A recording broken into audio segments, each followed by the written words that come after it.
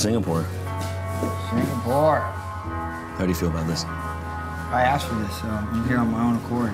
You asked to fly 20 hours or 25 hours to come to Singapore? Yeah, I did. I wanted to come back to Asia, man. I fucking made a career out of flying to Tokyo and all over Asia when I first started kickboxing, and last-minute fights and picking them up, and just wanted to come back and see the world again. Started using fighting for seeing the world again. That's pretty cool.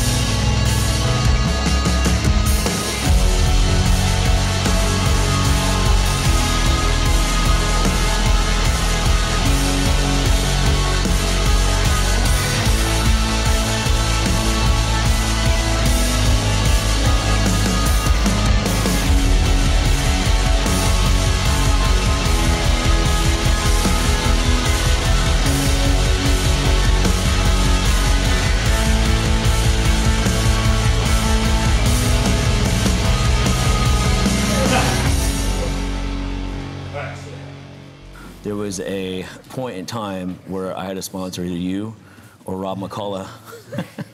And I'll never forget it. I sponsored Rob for that fight. Right. But you guys, I would say undoubtedly, was that easily one of your top five fights Still to ever? Still to this day, yeah. And that was in Florida. God, what was the town we were in? Wasn't that at the Hard Rock? The Hard Rock in Seminole. Seminole, Yeah, Seminole, Florida. Yeah, and I remember everyone wanted to go out and party and go out, man, my head was throbbing. I remember just went back in the changing room and laid on the floor like, that was a fucking war. Yeah. Yeah, it was, both knocked each other down. That was a knockdown, drag-out fight. You feel like the fights have changed since then, from the WEC days? I think the opponents have changed. Like, the dying breed of the fighters is gone. Yeah. Now it's athletes trying to become fighters. But I think like the old school fucking throwdown fighters, there's only a couple of us left. Guys like you are the last, just like you said, of a dying breed of guys that are never going to even care about the opponent they fight. They just want to fight the opponent. And there's a lot of guys and a lot of people now, in general, I'm not going to say guys because there's guys and girls in this thing, but that look at the opponents for their strengths and weaknesses. And pick the one that and pick what they think they can beat. Not like not kill, not submit, but just beat and get through those rounds. Like, what do you think's happened? Like, why has it come to that point? I mean, because the sport, like I said, the sport is it's no longer about fighters. Like, I feel like I'm a fighter that tried to become an athlete. Yeah. And where these guys are a bunch of athletes that are trying to become fighters, but they don't have, you can't teach true grit, right? You can't teach, like when I fucking hit you and you take it and come back, I can't teach you that. I can teach you how to move, how to kick, how to do all the elements of the sport, but I can't teach you to fucking, in your mind, bite down and say, come fucking get you something. You think that, like, kind of translates to other sports, though, too? And you see these guys, like the Makua Rothmans of surfing, of course, yeah. You know, the Travis Pastranas of motocross, like these guys that, like, go out there and obviously there's just a different mindset when they're out there. They're not even necessarily looking at, like, not even winning. They're looking at, like just controlling the whole sport. Yeah, Connor is the exact, what you're talking about of our sport. He started and knew in his mind he was going to be great the entire time, man. And look what he's done for this sport. All this shit that he's going to do with the court and everything, his buddies called him. He said, I'll be right there. Yeah, and that's that old school mentality of taking care of your friends. You know what I'm saying? His friends called him. He said, motherfucker, I'll be right there. You respect that? I respect the shit out of it, yeah. For sure. With the evolution of MMA, though, I mean, do you think that there's going to be a certain point where there's going to be a new wave of athletes that are going to start coming through with that old school true grit mentality of just like, you know? I do. I think those are just the super alpha males that have been bred from their dad. You know, our society has that. Yeah. They're going to be washed in with everybody else that are trying to make it, but those guys will shine always in every sport. and that's where the true dying fighters, the gladiators, will shine out. You know. There's a lot more organizations. There's a lot more fighters. There's a lot more people that want to do this now, and I think they do it for multiple reasons outside of wanting to be the best mixed martial artists. They look at it for more of what is this going to do for my career now and later, and like how is this going to benefit me every way around. Unfortunately, like that spirit of I just like to fucking fight is gone. Where then I look at someone like you, who I've known for twice as long as any of those guys, and I actually have to tell you sometimes, dude, can you just take a break? Right. Like now, I mean, you fought in February. Yeah, we're fighting 2 more this year after this one. Yeah, where you've got guys that haven't fought in 2 years. I don't know if it's because they're complacent or if they just actually don't want to fight. Right. Like, what do you think that is? They get that little number next to their name. Yeah, but top 15, and then they're just like, I'm okay here. Who are some of your favorite fighters that came up through the years that you wish? Well, of course, Leonard Garcia, you know, one of my old-time buddies. Chuck, I love Chuck. Yep. I like all the old school dudes. Matt Hughes, man, BJ Penn. All the guys that I would watch when I was coming up through the ranks, man. You know, Rashad Evans, Keith Jardine. And a lot of these guys you trained with, because all those guys were Jackson guys at one point in time. From one time or another, yeah, exactly. Do you see any hope in any of the new guys? Is there anyone that like kind of fucking watch, man? If you're not a direct friend of mine or something, I won't even. Like, I turned on the fights last weekend just to watch Holly because she's my friend. Yep. Other than that, I didn't watch any. I was roofing a house, you know. So. You're roofing a house. Roofing a house. And that's a whole other component people don't know about you. That you're. I mean, obviously by trade, because I would say that majority of your life you've been fighting, but you have the skill set of being able to not only utilize your hands to fix things. You know, I know that you, I've called you multiple times and you're tiling the floor, or you're roofing a house, or you're building a sauna. But then you have this other aspect to you where you're out there and you'll kill your own food, and you have your own farm, and you have your own ranch. I mean, like, is that how you grew up? Kind of, but it's just the way a life I chose that enlightened me. You know, like you're not born a cowboy. I think everyone becomes one, right? It's something that takes time, and I just really love the lifestyle, which everything that went with that. So that's kind of the path I went down. But no, I was born with money. My grandparents are doctors. I got a silver spoon in my mouth. I wanted something, I'd buy it, you know? See, that's something I would never have known. So I have like a huge trust fund. Like huge, when I turned 35, I got a lot of dumb amount of money. I haven't even touched it. Like it's just still seeing. My grandma calls me all the time, like, hey man, you ever gonna come get your trust? Like, I'm almost 36 now. It's still, I've never even touched it. I don't know. But yeah, I come from a lot of money. Yeah. You hear the stories of people that they come from nothing and they become something. Well, why can't you come from something and become something? Yeah. What, you know, and but I mean, I guess that's a good point, though. What drove you to do it? What drove the work ethic in you that... Because, I mean, let's be straight up. You're the guy that's going to sit in the gym and train all fucking day long. You're going to fucking train with everybody. You're going to take 4 fights a year, risk your life, risk your injuries. And then, you know, I mean, a lot of people do know about this, but not many know the extent of it.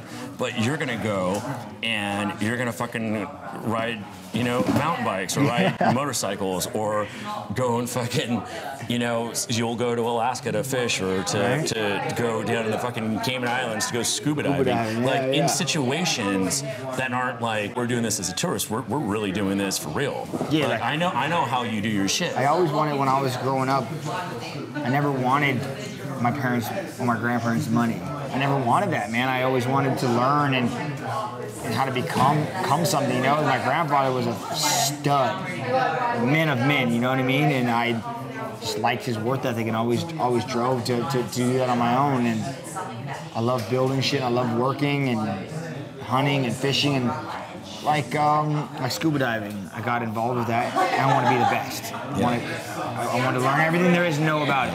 Like right now, I'm getting my pilot's license. I want to know everything there is to know about flying. Yeah. I don't ever want you to ask me a question and me not have an answer for you. So you're a modern Renaissance man, but you're a Renaissance man in a way that involves like complete alpha skills. They're uncanny to the normal person. I mean, look. you actually live the brand. And that's what to me that I'm so excited about being part of with Monster is not only UFC fighting, cool, I understand that's what I do and that's why I'm here, but being able to call you and say, hey man, I want to go ride in a fucking buggy with the Monster guys. Yeah. Or hey, I want to go skydive, whatever, anything that you guys touch. Your helmet? My helmet. I want to be able to, and that's what I love, that I live the brand every day. You know, the extreme, that's what Monster represents to me, is not only extreme, but the elite of the extreme. Every sport you look at that, and someone's a Monster athlete, I already know. Like whenever I go somewhere and I meet the Monster guys, like, oh, well, you're the best. Yeah. You guys are in the bracket above everybody else in that sport that you're in. So it's cool to interact with all those guys and just talk to them, pick their brain, and like I said, be able to go to all these events and live the brand, man. I fucking love it. Yeah. What aspects of this team, this mixed martial arts team, all encompassing, do you like, and what makes you stoked to be a part of what we're doing? Well, I just said it right there. In the other athletes, when I look at another sport, they're the best. So for me to be part of the brand, someone has to look at me and say, he's got to be one of the best. Yeah. He has to be. So that's how I feel, like being a part of this, and I have to be in the top % of the UFC overall. Out of everybody, out of all the 500 fighters, I'm up there in Monster's eyes as one of the best. Because if we were talking surfing, and I was sitting next to one of the Monster sponsored surfers, he's probably top 10. You know, has to be. So it's just, to me, I feel amazing to be in that same class. Yeah.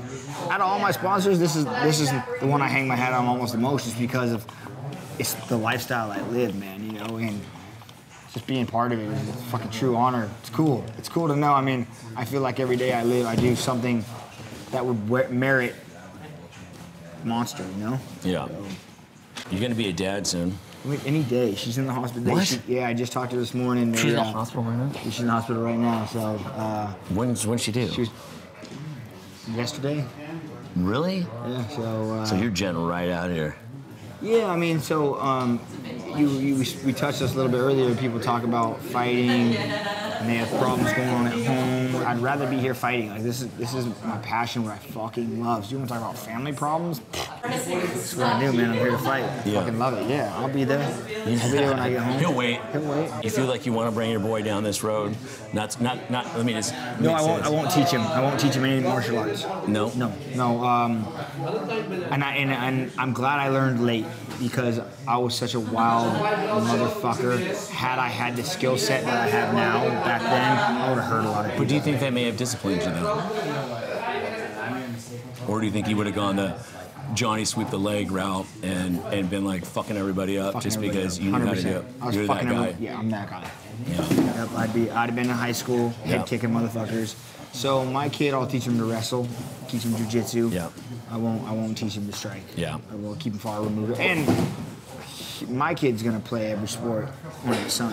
Yeah. He's gonna go right swimming to lacrosse to football, basketball. Are you gonna let him choose that, or are you gonna make him do it? I'm gonna make him do it. But when he finds his niche, then we'll go there. If he's good at basketball, better at football, you know. But when we first start, when he's a kid playing pee-wee sports, everything. There won't be a day my son comes home like, Dad, today I'm gonna play video games.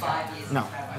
We're going to practice to something. Yeah. We live outside. We're outside family. Yeah. I just want to say that, if anything, I can't wait to see you get down. I know your opponent pretty well. This is going to be a very good fight for you. This is going to be a fun fight. You know, you guys are stylistically very similar in a lot of ways. Right.